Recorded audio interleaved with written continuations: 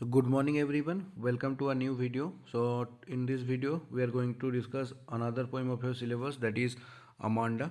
So here Amanda, through this poem the poet wanted to give us a message that क्या होता है हमारे childhood में हमारे पेरेंट्स हमको हर एक चीज़ में इंस्ट्रक्ट देने की कोशिश करता है। मतलब हमारे पेरेंट्स चाहते हैं कि हम लोग सही तरीके से सही दिशा हम लोगों को मिले, इसी वजह से वो लोग हम लोगों को गाइड करने की कोशिश करता है।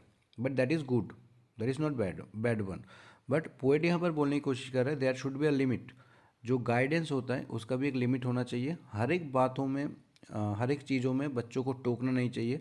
अगर पेरेंट्स हर एक बातों में बच्चों को टोकेगा तो एट अ टाइम ऐसा सिचुएशन आएगा कि वो पेरेंट्स को वो बच्चा धीरे धीरे अवॉइड करने की कोशिश करेगा और वो अपने दुनिया में चलना स्टार्ट कर देगा। So this poem is similarly, यहाँ पर भी एक बच्ची की बात हो रही है और उसकी मम्मी बार बार उसको टोक रही है कि ये मत करो, ये मत खाओ, ऐसे मत बैठो। और because of this continuous nagging वो बच्चा क्या हो रही है, बच्ची अपनी दुनिया में चली जा रही है। यहाँ पर ब्रैकेट में देखोगे, यहाँ पर देखो in the first second paragraph में क्या हो रहा है, एक ब्रैकेट में कुछ बातें दिया गया है तो इसको कहा जाता है पैरेंथेसिस। दैट इज़ वो अपनी सबकॉन्शियस माइंड में दूसरा कुछ सोच रही है।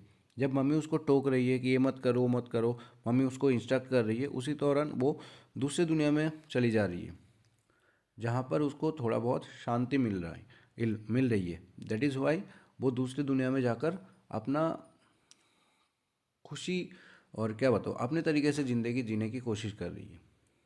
So let's begin the poem. The first stanza is don't bite your nails Amanda. तो क्या बोल रहे हैं, अपनी नाखून को मत खाओ Amanda. Don't hunch your shoulder, अपने शोल्डर को सामने की तरफ मत झुकाओ Amanda. Stop that slouching and sit up straight. Stop that slouching मतलब सामने की तरफ मत झुको, सिट अप स्ट्रेट सीधा बैठो अमांडा। तो बार बार इन द फर्स्ट पैराग्राफ में देखा जा रहा है कि बार उनको इंस्ट्रक्शन दिया जा रहा है अमांडा को मम्मी के द्वारा कि अपना नेल नाखून को मत खाओ, सामने की तरफ झुक के मत बैठो, स्ट्रेट बैठने की कोशिश करो। और यहाँ पर देखो इन द फर्स्ट पैराग्राफ में बहुत सारे पोएटिक डिवाइसेस भी है, जैसे don't don't bar bar use किया गया है। तो ये क्या हो रहा है, एनफ हो रहा है। और अमांडा अमांडा बार बार यूज़ किया गया है, दैट इज़ द रिपीटेशंस।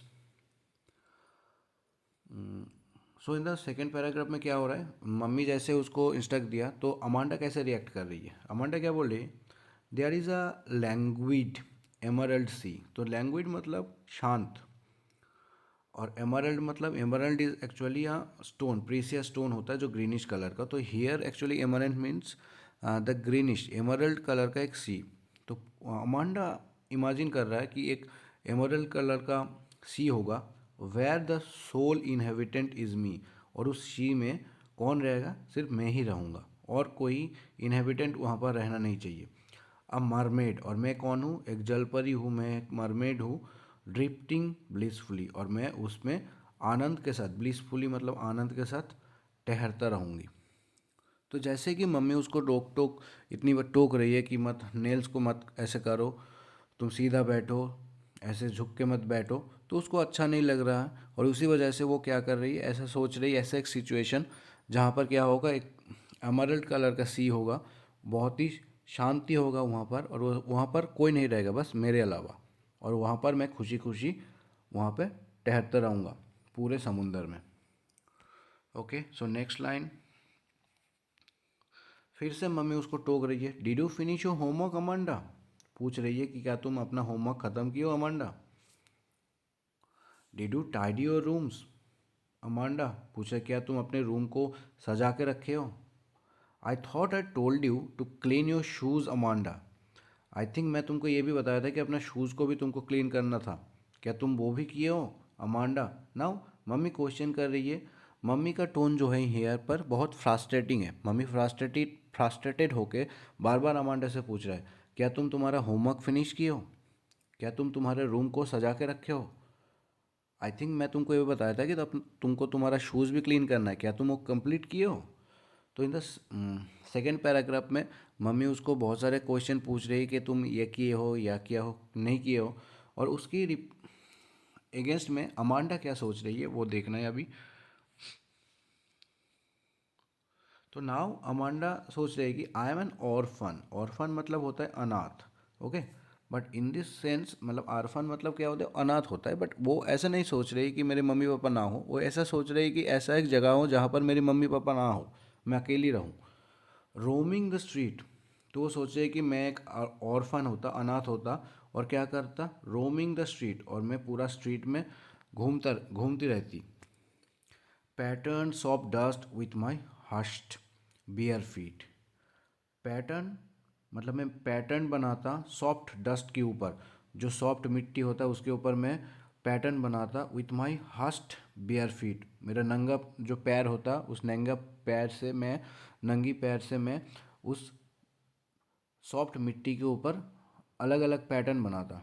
मतलब मुझे देखने वाला कोई नहीं होता, मेरा पैर में चप्पल हो ना हो दैट डजेंट मैटर, मैं एक ऑर्फन होती और मैं एक रोड पे रोम करती, दैट इज़ रोमिंग मतलब मूविंग एमलेसली, मतलब मेरा कोई उद्देश्य नहीं होता, मैं अपने खुशी से पूरे रोड में घूमती फिरती और क्या करती, मैं वो सॉफ्ट जो मिट्टी होता है, धूल होता है, उसके ऊपर मैं पैटर्न बनाता रहता।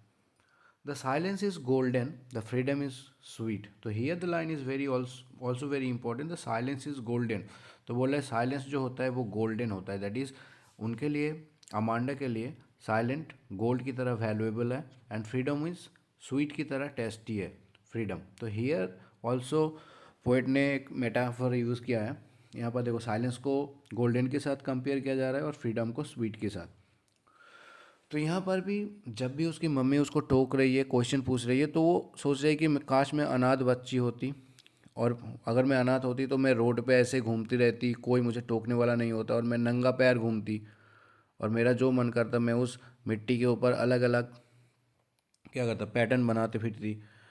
और मेरे लिए साइलेंट जो है वो गोल्ड की तरह कीमती है, और फ्रीडम जो है वो स्वीट की तरह टेस्टी है। So the next paragraph, now mummy क्या बोल रही है, don't eat that chocolate Amanda, बोले वो चॉकलेट मत खाओ अमांडा। क्यों, remember your acne Amanda, that is बोल रही है। अब मम्मी बोल रही है कि अमांडा शायद कोई चॉकलेट खा रही थी, तो मम्मी उसको रोक रही है, बोले चॉकलेट मत खाओ, तुमको याद है ना तुम्हारा जो पिंपल्स होता है, अगर चॉकलेट खाओगे तो पिंपल्स और भी बढ़ जाएगा।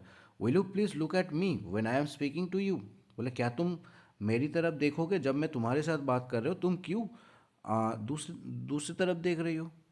When I am talking to you you should look at me ना, जब मैं तुम्हारी साथ बात कर रही हो तो तुमको मेरी तरफ देखना चाहिए, और तुम क्या हो रहा है उल्टा दूसरी तरफ देख रहे हो। दैट इज़ मम्मी को थोड़ा थोड़ा रियलाइज़ हो रहा है कि वो ज़्यादा ही नैक कर रही है, एंड बिकॉज ऑफ दिस वो क्या हो रहा है, अमांडा जो है केयरलेस होकर दूसरी तरफ देख रही है। तो मम्मी इसलिए पूछ रही है, क्या जब मैं तुम्हारी तुम्हारी विषय में बात कर रहे हो, तुम्हारे साथ बात कर रहे हो, तुम क्यों दूसरी तरफ देख रहे हो, क्यों तुम अनअटेंटिव हो रहे हो। उस इसके अगेंस्ट में अब अमांडा क्या सोच रही है,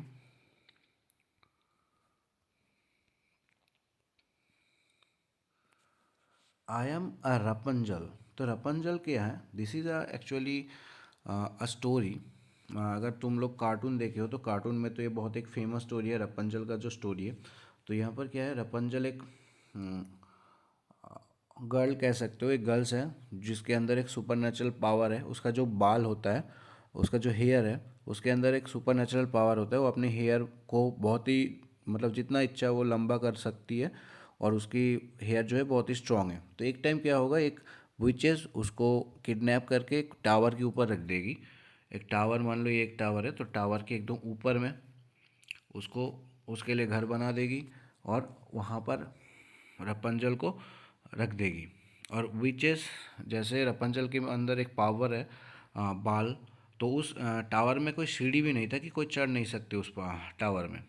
तो विचेस जब उसको नीचे आना होता या फिर ऊपर चढ़ना होता, तो वो रपंजल अपनी बाल को नीचे की तरफ छोड़ देती थी, और वो विचेस उस बाल के द्वारा ऊपर आ जाती थी। तो this is the story of Rapunzel. इसका एक्चुअली स्टोरी और भी बड़ा है, तो इतना ही काफ़ी है इस सिचुएशन को समझने के लिए। तो क्या बोल रहा है, I am a Rapunzel I have not care. तो बोल रहे मैं ये एक रपंजल हूँ और मेरे कोई चिंता नहीं है। I have not care, that is I have no tension, मेरे अंदर कोई टेंशन नहीं है। Life in a tower is tranquil and rare, क्योंकि लाइफ टावर के ऊपर जो लाइफ है वो बहुत ही ट्रैंक्विल है, मतलब दैट मीन्स पीसफुल है and rare, that is a rare life. सब लोगों को इस तरीके का लाइफ नहीं मिलता। तो टावर के ऊपर जो लाइफ है, देखो नॉर्मली अगर देखा जाए तो रपंचल को टावर के ऊपर लेके जा गया था और वहाँ पर उसको किडनैप किया गया था। वहाँ पर जो था तो एक आइसोलेटेड प्लेस है। असल में देखा जाए तो टावर के ऊपर का जो ज़िंदगी है वो एक आइसोलेटेड है, जो अनवांटेड ज़िंदगी है। लेकिन तब भी अमांडा वही ज़िंदगी को, वही लाइफ को पसंद कर रही है, क्योंकि उसकी मम्मी बार बार टोक रही है और उसको पीस चाहिए, मेंटल पीस चाहिए। तो अगर वो टावर के ऊपर रहेगी तो उसको डिस्टर्ब करने वाला कोई नहीं रहेगा। और यहाँ पर वो क्या बोल रहा है, I will certainly never let down my bright hair. और मैं अगर रपंजल होती और अगर टावर के ऊपर रहती तो मैं कभी भी अपने हेयर को नीचे की तरफ नहीं फेंकती, गिराती। क्यों? क्योंकि उसकी बाल पकड़ के ही वो भी चेज हो गया। उसके बाद कोई एक राजपुत्र होगा जो भी, वो भी धीरे धीरे रपंजल की उस बाल की जरिए ऊपर चले जाएगी। तो बोले मैं अगर रपंजल होती तो मेरा बाल को मैं कभी भी नीचे की तरफ नहीं गिराती कि कोई मेरे बाल पकड़ के ऊपर आके मुझे डिस्टर्ब करे, मेरे पीस को भंग करे। So the last stanza, stop that sulking at once Amanda. तो बोले क्या हो रहा है sulking at once, that means तुम ना, तुम्हारा जो मूड का जो स्विंग होता है ना, ये सब बंद करो। तुम एक तो मुंह बना के बैठी बैठी रहती हो। You are always so moody Amanda. तुम हर टाइम बहुत ही मूडी हो, मतलब तुम तुम्हारी मनमानी करती हो, तुम अपने मूड में चलती हो।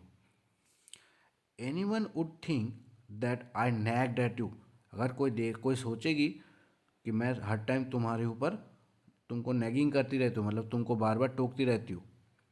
तो यहाँ पर देखो लास्ट पैराग्राफ जो है बहुत ही इंपॉर्टेंट है ये भी, क्योंकि मम्मी को कहीं ना कहीं रियलाइज़ होने स्टार्ट हो गया कि मैं कहीं ना कहीं मेरी बच्ची को बार बार ज़्यादा ही टोक रही हूँ। लेकिन वो जो रिस्पॉन्सिबिलिटी है, अपना जो गलती है, वो अल्टीमेटली अपनी बेटी के ऊपर ही दे रही है। बोल रहा है कि तुम ऐसी मुंह बना के बैठी रहती हो, कोई देख के सोचेगी कि मैं तुमको बार बार नैग करती हूँ। मतलब अल्टीमेटली अपनी बेटी के ऊपर ही अपना जो दोष है वो बेटी के ऊपर दे रहा। So this is all about this poem Amanda. So in this poem, through this poem poet यही मैसेज देने की कोशिश कर रहा है कि ठीक है, अपनी बेटी जो है, अपनी बच्ची को देखो सही दिशा दिखाना एक पेरेंट्स का जिम्मेदारी है। और उसके लिए पेरेंट्स चाहेगी कि मेरे बच्ची को सही इंस्ट्रक्शन दिया जाए, बट उसका भी एक लिमिट होना चाहिए। ऐसा नहीं कि तुम बार बार अपनी बेटी को टोकते रहो, बार बार अपनी बेटी को बोलो ये मत करो वो मत करो। तो उसका जो क्या होता है, इंडिपेंडेंस जो लाइफ होता है, वो फ्रीली जो फ्री थिंकिंग होता है वो उसका आ, बंद हो जाता है। वो अपने तरीके से सोच नहीं सकती, ना वो क्रिएटिवनेस जो होता है बच्चे के अंदर वो पैदा नहीं होता है। और वो क्या होता है, बार बार अपनी मम्मी पापा के प्रति उसका एक नेगेटिव इम्पैक्ट आ जाता है ज़िंदगी में, अपनी लाइफ में। तो इसी वजह से क्या करना है, अपनी बेटी को, अपनी बच्ची को देखो गाइड तो करना ही है, लेकिन ऐसा नहीं, उसको भी फ्री रखना चाहिए। That is the message the poet wanted to give us through this beautiful poem Amanda. Okay, अगर ये पोएम तुमको अच्छा लगा तो ज़रूर इसको थोड़ा सब्सक्राइब कर देना और अपने दोस्तों के साथ ज़रूर शेयर करना। Thank you.